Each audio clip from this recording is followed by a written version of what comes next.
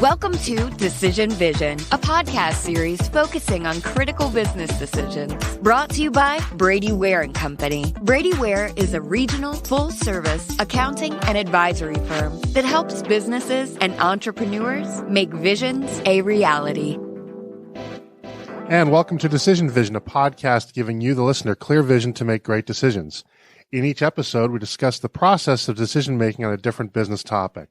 But rather than making recommendations, because everyone's circumstances are different, we talk to subject matter experts about how they would recommend thinking about that decision. My name is Mike Blake, and I'm your host for today's podcast. I'm a director at Brady Ware & Company, a full-service accounting firm based in Dayton, Ohio, with offices in Dayton, Columbus, Ohio, Richmond, Indiana, and Alpharetta, Georgia, which is where we are recording today. Brady Ware is sponsoring this podcast. If you like this podcast, please subscribe on your favorite podcast aggregator, and please also consider leaving a review of the podcast as well. Our topic today is family offices, and family offices are probably one of the better kept secrets in the American economy. For the most part, family offices do not seek rock star status. They're very different from kind of your Silicon Valley fast company, red herring sort of, I don't want to say attention seeking, that's not fair, but very high profile organization. The fact of the matter is you may work next to a family office. You may live in the same neighborhood as somebody who's in or works in a family office or has a family office, and you wouldn't even know it. We don't have yellow pages anymore, but if we did, there probably would not be an entry for family offices, and I think we can all kind of appreciate that as to why that is. But the fact of the matter is that they are increasingly popular as a tool and an infrastructure for managing wealth. And a lot of us on the radio, myself included, would love to have the problem where we have so much wealth that it becomes a different kind of responsibility to manage it. But the fact of the matter is, it is a responsibility to manage it, especially if you're in a position where you are sharing it with family and there are not just family relationships, but fiduciary relationships involved. And it's important also because I think a lot of people who are creating wealth, particularly those who are creating it this generation, they're building it and then either exiting it or transitioning their core enterprise, they're starting to realize that something called a shirt sleeves to shirt sleeves phenomenon. There are all kinds of studies out there. I don't have to cite one in particular. You can Google it, that say that for the most part, if a family makes or generates or produces an amount of wealth, let's call it $20 million, just to pick a number out there. Statistically speaking, in 3 generations or by generation 3, only 10% of that wealth is going to remain. And by the 4th generation, 3% of that wealth remains. And, a great case in point is the Vanderbilt family. They built their wealth in the early 19th century in basically doing ferries around Manhattan and Pennsylvania. But the name is much stronger than the wealth. In fact, Anderson Cooper of CNN, who is actually a 6th generation Vanderbilt, has gone on record saying there ain't no trust fund waiting for him. And, perhaps if they'd had a family office or a structure like that, maybe that scenario would be different. So the goal of this podcast is to shed a little bit of light. If you're thinking of whether a family office or something like that structure is useful for you, or maybe you're advising somebody who's thinking about a family office, the goal of this podcast is to provide some insight into that. And to help us with that, we're talking with Chris Demetree. And Chris is a very successful entrepreneur in his own right. He has more than 25 years of experience building successful technology businesses. He has extensive experience with family offices and is also an active player in the Atlanta startup community. He is currently the CEO of Laszlo, a digital platform that enables new channels for monetizing digitally stored value.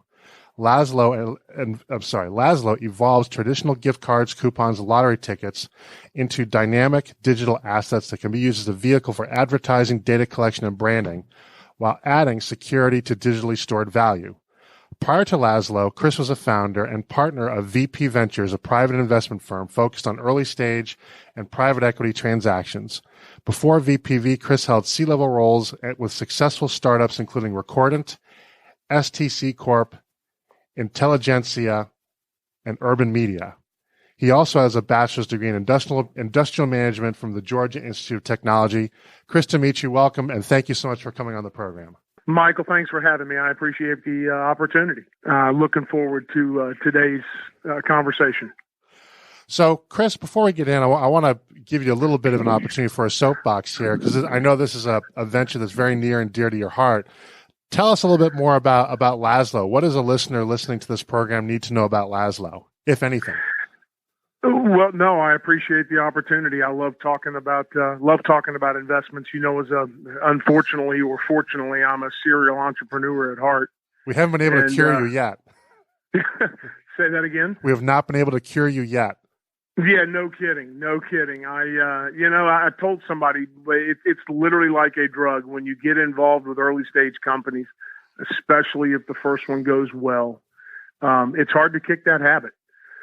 But with regards to Laszlo, our core technology and our core platform is focused around changing the way physical value instruments today are converted into the digital world. And so we're creating a new digital platform to share, to purchase, and to disseminate stored value, being gift cards, coupons, event tickets, that type of stored value. So we've been working on it for a little while, and we're very excited about our future. We think there's a real big opportunity here. All right. So good. thank you. We'll be looking to hear more about it as time goes on. So let's dive into. Michael, I want to go back and point one thing out. As Anderson Cooper said, there's no big trust fund there for him. That's only because he didn't want it. Because when his mother passed away, there was almost $250 million fortune in place. Oh, is that right? I didn't know that. She died with a estimated $200 million net worth. Okay. But yeah, that's self-promotion on Anderson's part, but no, there was still a significant amount of wealth in her name, and she's as you said, I can't remember what generation, but she's quite a ways down the line. Yeah, she's fifth, so Anderson's sixth. So, okay, good. So, first learning point of the day. We know a little bit more about the Vanderbilts. So, we've talked a little bit about this offline, and I understand that you're not necessarily involved in a family office, but I know you're involved in some things that are family office like or have some family office features. So, I think that there's a lot that we can talk about and educate the listeners. But let's start with a basic vocabulary starting point. To your mind, when somebody says family office to you, what does that mean? Well, a true family office in my mind is a family network that operates very similar to a venture capital fund. Or a family office that operates very similar to a private equity fund.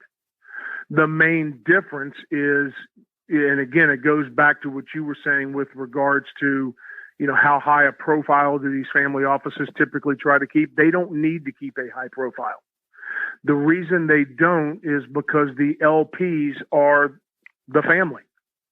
Whereas for private equity and venture, they do have to tout themselves and their successes to the marketplace because they've always got to go create that next fund to sustain, their long-term viability. And that means attracting new LPs in addition to the existing LP network that you had in your first or second fund for each one thereafter. So, that's a big part of the difference. But when you think of family offices, again, I think of a family office working very much like venture or private equity. how it is structured is completely different, but the LP network is what I think separates it the most, meaning all family versus outside capital. Okay. And so to that end, let's then kind of operate at that working definition that it's a captive investment fund that just happens to belong to a group of people all with the same last name or at least DNA traits. Sure. Does that mean then that the family office also then faces similar challenges in terms of deal flow and decision making in terms of good deals versus bad deals, governance, things of that nature? Number of questions here. So deal flow, I will tell you that the investment community around a family office. So let's take, for instance, here in Atlanta. If there are family offices here in Atlanta, typically the investment community, whether that be private equity, venture capital, the accounting world, from a deal flow standpoint, will have a good sense of what that family office likes to look at as far as types of deals, what their appetite may be for size of deals, whether they want to own a majority stake in a company, or they want to follow behind an investment group. So deal flow, to me, is not quite the same as a private equity group, who's out there looking at everything. The family offices have the tendency to see less deals, but more targeted deals, if that makes sense. It does. That gets back to the thing you mentioned in your definition then. The network is really a key defining trait of the family office, isn't it? It is. It is as far as pre-screening deals.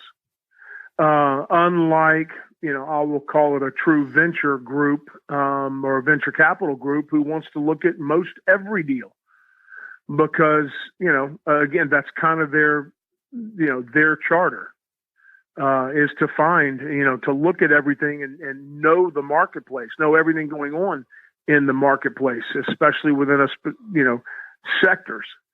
The family offices don't have to do that because they're typically invited in or invited to participate in deals, or they're looking at something that may be a core expertise that they want to own the whole deal or a majority of the deal. Okay. So I sidetracked us, but I want to get back because I think you had answered another part, which was about governance. Do family offices and private equity funds face similar governance issues, or they wind up being very different? Again, and this is one man's opinion, but I believe it's just how they are structured. You can have some family offices that are operated, literally by a majority of outside advisors and, investment advisors, or you can have family offices that are run, more by family members that are making investment decisions. I think a lot of that comes down to the capabilities of the individuals. As I've said to you before, I think a lot of that comes down to what the generation that's setting up the family office, believes they have done to prepare the next generation to be able to do that themselves. They very much face similar types of issues when it comes with regards to the success and failures of deals. Okay. Depending on the profile or the mix of the investment strategy of a family office, whether it be outside investors or the family managed investments. If they are looking at higher risk investments, then again, at the end of the day, they're going to have a very similar track record to that of a venture capital firm looking at, early to growth capital type of investments. If the family office takes a more conservative role and they're only looking at I call EBITDA based businesses, then I would expect to see a higher success rate. Can't tell you whether or not it's going to be higher rates of returns or not. That's just only time tells you that with your investments. But they're subject to the same exact issues that a venture capital firm is doing. Okay. So I think you're starting to answer this question already, but I want to hit it directly because I think it's an important question. So I think when outsiders look at family offices, I think we tend to have an image of our mind of the playboy, the constant gallivanting around the world, the golfing, et cetera, et cetera. But you're kind of painting a picture where it's much more of a business. Of a business entity where you're out there and you're working, you're doing deals. The job is different, but it's certainly a job and one that has to be taken seriously. Is that a fair characterization? It's absolutely. I mean, it is. Yes, in that it is a job that has to be taken seriously. You are managing LP's money. It doesn't matter if you're managing your own money or if you've got advisors that are managing that capital for you. So, I mean, true family offices, it is a business, and they hold themselves, and again, as I said to you, I mean, every one of them can be set up differently, but I know of a few family offices, and they hold themselves to very strict standards with regards to looking at all of their investments, looking at what their IRR is. Does it make sense to stay in this vertical? I mean, again, no different than how a business would be run.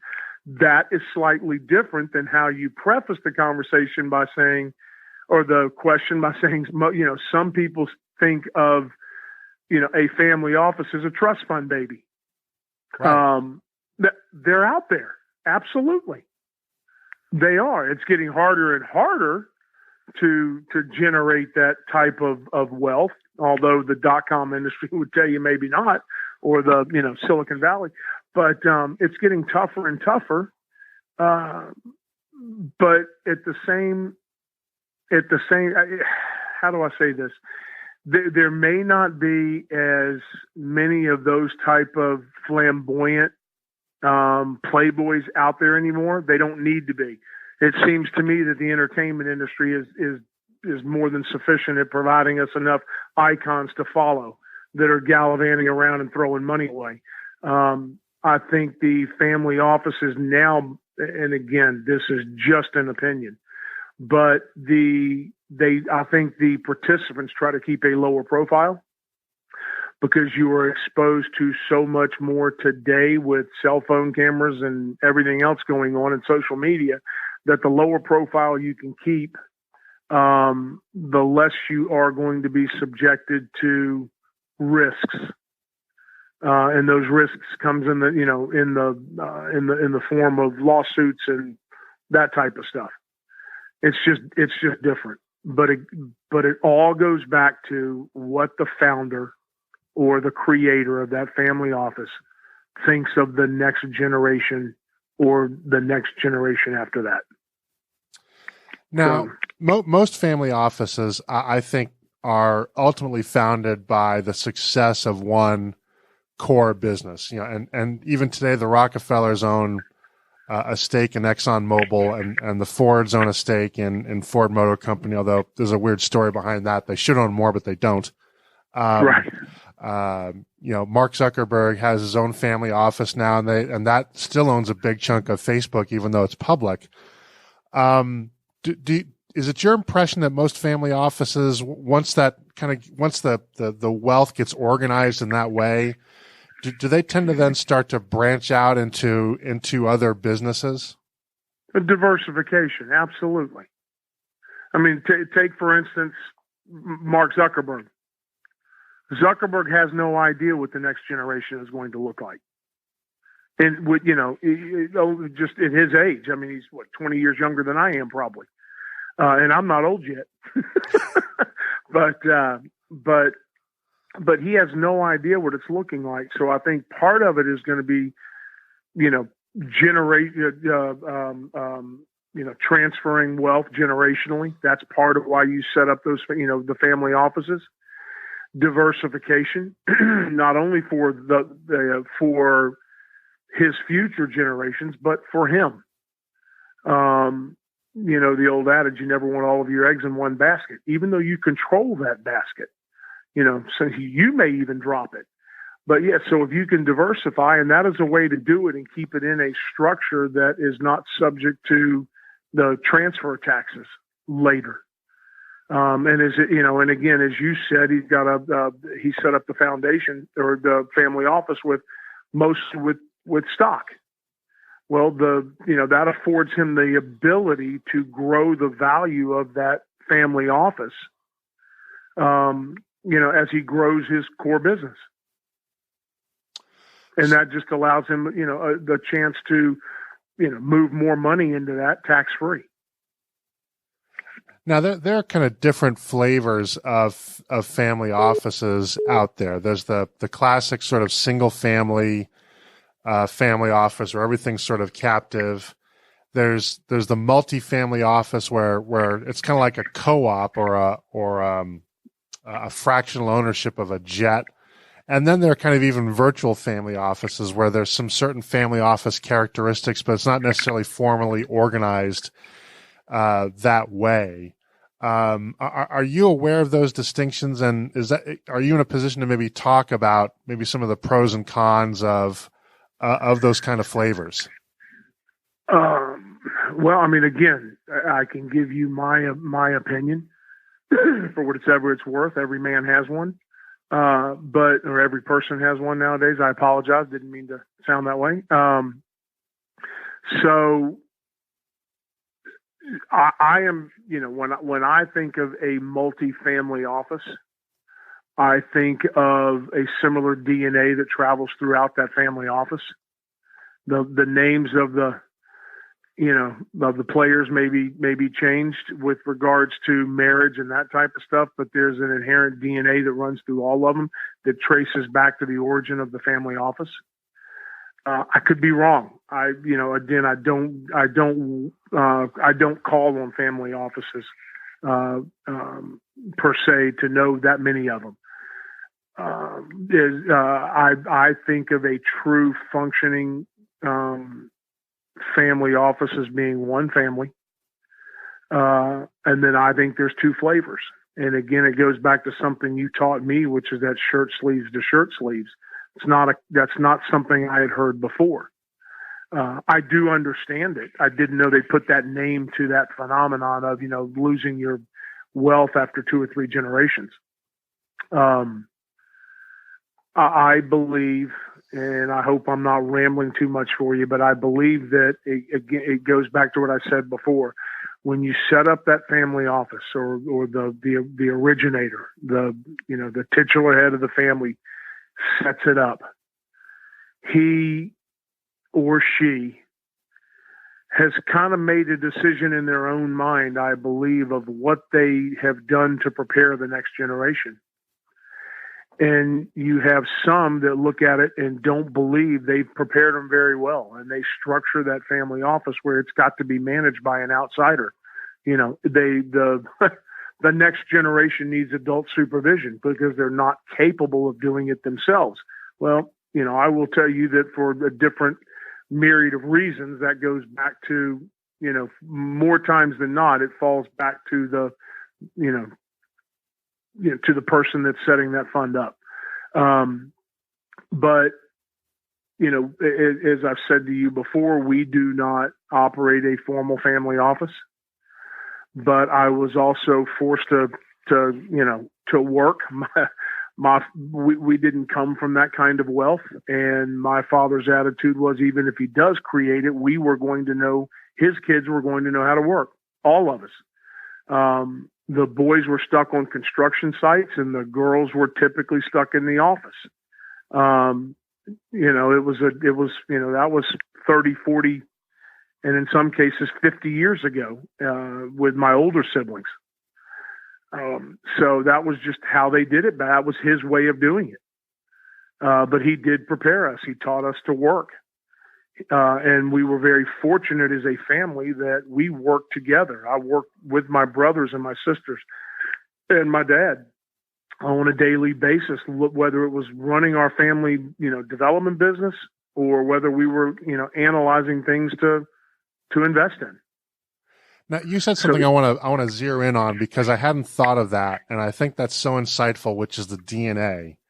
And as I interpret it, I know that there's a biological DNA, but I think there's also a philosophical DNA. Correct. And getting into multifamily offices, and frankly, I had not thought of this issue before. You know, there are plenty of folks out there that offer multifamily office services. All the big wealth management firms, whether it's Merrill Lynch or UBS or whoever, they offer that. And they say, look, you know, you want a family office, but maybe your wealth isn't at that point where you can justify taking on all the overhead yourself. So you get that fractional approach. But then it occurred to me that, you know, well, what if the other people kind of in your, you know, that they're going to be invited into your condo or in your campsite don't share the same values, don't have the same needs and short and long-term goals? That can probably very quickly become an awkward fit and hurt the success really of everybody involved. So, Michael, what I hear you describe is in the way you're asking that question or the way you're kind of describing that scenario, what I hear or think of in my head is an LP network.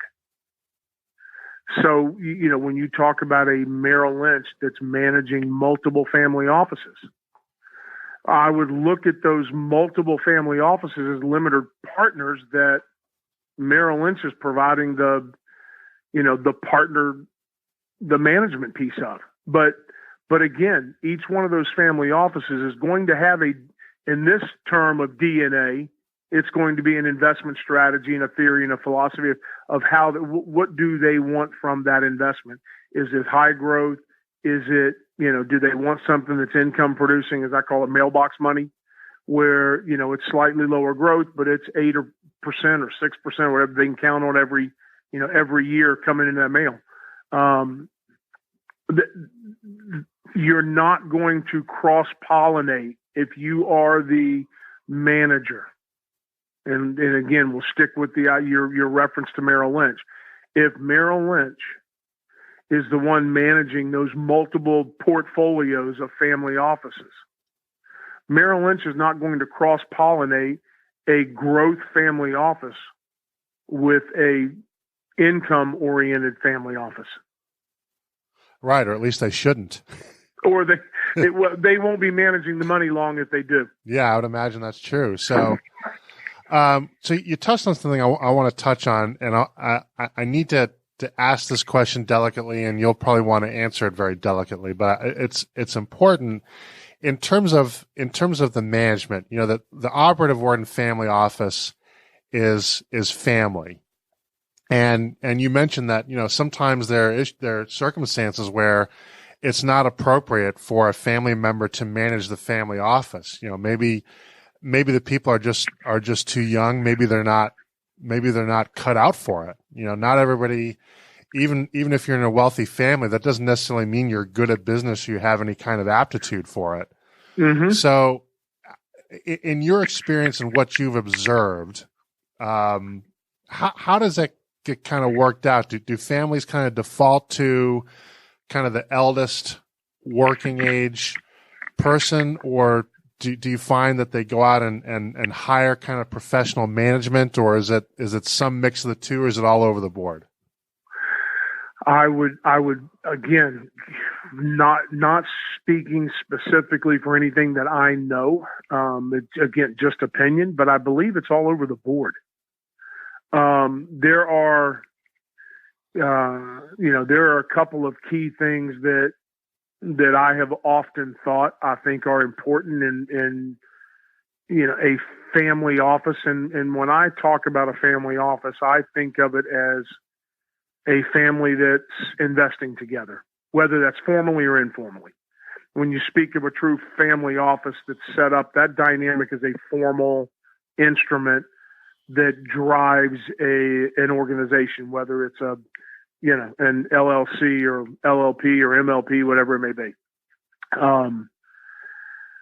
But there are some things that, with an informal arrangement, there are some key things that have to be in place. Otherwise, an informal process doesn't work. And one of the key ingredients is there's got to be an inherent respect between the players that are sitting at the table. Whether those players are all related, through their biological DNA, or whether or not they are related both through DNA and operating agreement that says they need to be there. So if there's an advisor at the table, the family members need to respect that advisor. Secondarily, I think for an informal office to work well, you have to understand that among the family members, there is a hierarchy. You do have, older and younger siblings, and there's a respect that should run regardless of, and again, it's just how I was raised. There's a respect that runs through the family for your older and younger siblings. You look to the older one, in a quick diversion, but I can, in my particular instance, I'm the youngest of 5 kids, and I remember it wasn't long ago that I lost my dad. And, when I was talking with my father before he passed away, and I looked at him, and I'll never forget it. We were sitting outside talking. This was probably within a month of when he passed. We knew it was coming. And I said to him, "I'm not ready for you to go yet." And he goes, "No, you're going to be fine." He goes, you got your mom here, you got your brothers. And I said, "No, but I'm not ready to be that next generation." I said, "I'm used to having you." And my point is we have that older generation to look for. When my father passed, yes, my mother is, still part of that generation that is still there, who I still respect and look to. But a lot of it reverts to my older brothers, my older sisters. I look to them. That is kind of our hierarchy. I'm comfortable with that. Some people might think I was crazy. And then the last piece, Michael, that I will touch on is, in order for an informal office, or family to work kind of as a family office, you got to like being around each other. You got to like working together. It's not just about making money. It's about being together and doing things together. When one succeeds, you all succeed, regardless of the degree of success. Everybody kind of does it together. So that's more of an informal process. A formal process, it's all scripted out on paper. Here's who's going to make the decisions. Here's how they make the decisions. And that's got to be decided by the creator of that family office.